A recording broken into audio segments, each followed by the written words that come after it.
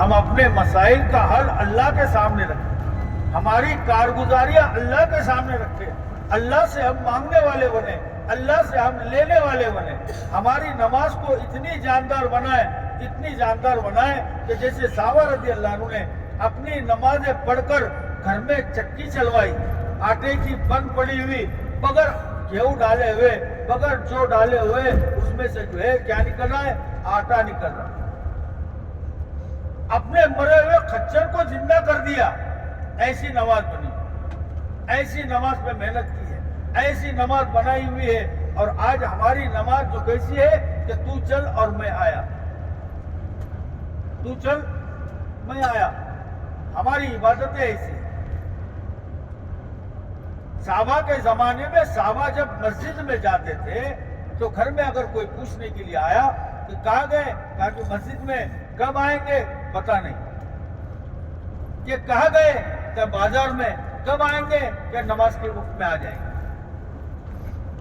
آج ہمارا الٹا حال ہے، کوئی آگا کہا گئے مسجد میں کیا آئیں گے، 2 منٹ میں آ جائیں گے، بولے مسجد میں سے 2 منٹ میں آ جائیں گے، اور کہاں گئے تو بولے بازار میں، کہاں گئے کام پہ گئے، کہاں گئے آفس میں گئے، کب آئیں گے معلوم نہیں،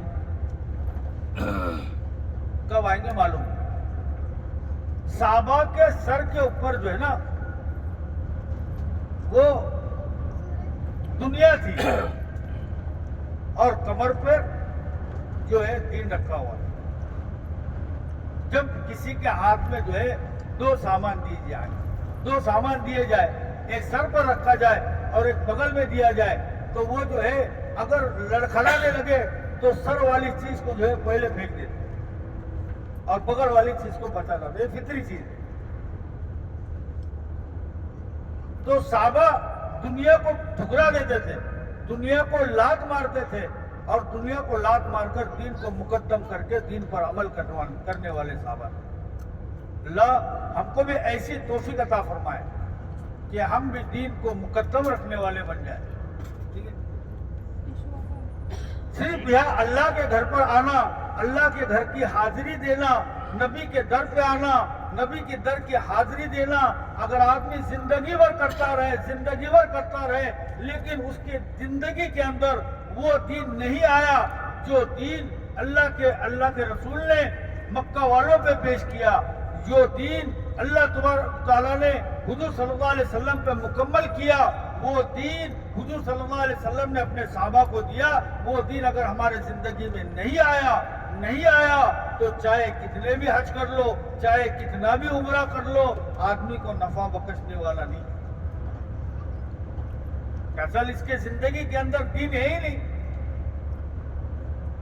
ایمان نہیں ہے، ایمان کی محنت نہیں ہے، اعمال نہیں ہے، اعمال کی محنت نہیں ہے، تو کہاں سے جو ہے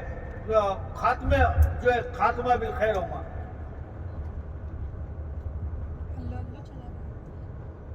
اس کے لیے ہم یہاں سے ارادہ کر کے جائیں، نیت کر کے جائیں کہ انشاءاللہ ہم یہاں سے اللہ کے گھر سے، نبی کے در سے جا رہے ہیں، تو اب ہماری پچھلی زندگی سے توبہ، پچھلی زندگی سے ہماری توبہ، یہ اللہ جیسی بھی زندگی گزر رہی تھی اس زندگی سے توبہ، اور یہ اللہ اب آئندہ جو زندگی ہے تیرے احکام پر چل کر، تیرے نبی کے طریقے پر چل کر، اے اللہ ہم گزاریں گے سب انشاءاللہ، نیت کرتے، ارادہ کرتے انشاءاللہ، گھروں کے اندر قرآن پاک کی تلاوت پابندی سے کریں۔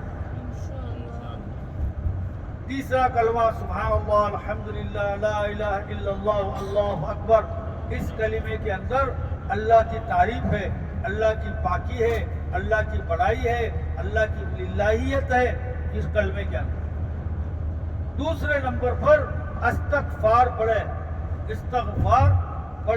اللہ کے رسول صلی اللہ علیہ وسلم روزانہ دن میں 70 مرتبہ استغفار پڑھتے ہیں۔ اب بتاؤ، جو خاتم النبیین ہیں، سید المرسلین ہیں، ٹھیک ہے، وہ کیا کر رہے ہیں کہ وہ 70 مرتبہ استغفار پڑھتے ہیں۔ ہم کو کتنی مرتبہ پڑھنا پڑے گا؟ تو کم از کم ہم صبح میں 100 مرتبہ، رات میں 100 مرتبہ کیا کریں؟ استغفار پڑھیں. دوسرا درود شریف میں جو ہے 100 مرتبہ پڑھیں. اللہ کے رسول صلی اللہ علیہ وسلم کے ہمارے اوپر بہت احسانات ہیں, ان گنت احسانات ہیں. تو درود شریف پڑھیں, اور درود شریف پڑھنے میں ہمارا ہی فائدہ ہے. کیا فائدہ ہے؟ کہ درود شریف پڑھنے پر 10 نیکیاں ملتی ہے, 10 گناہ معاف ہوتے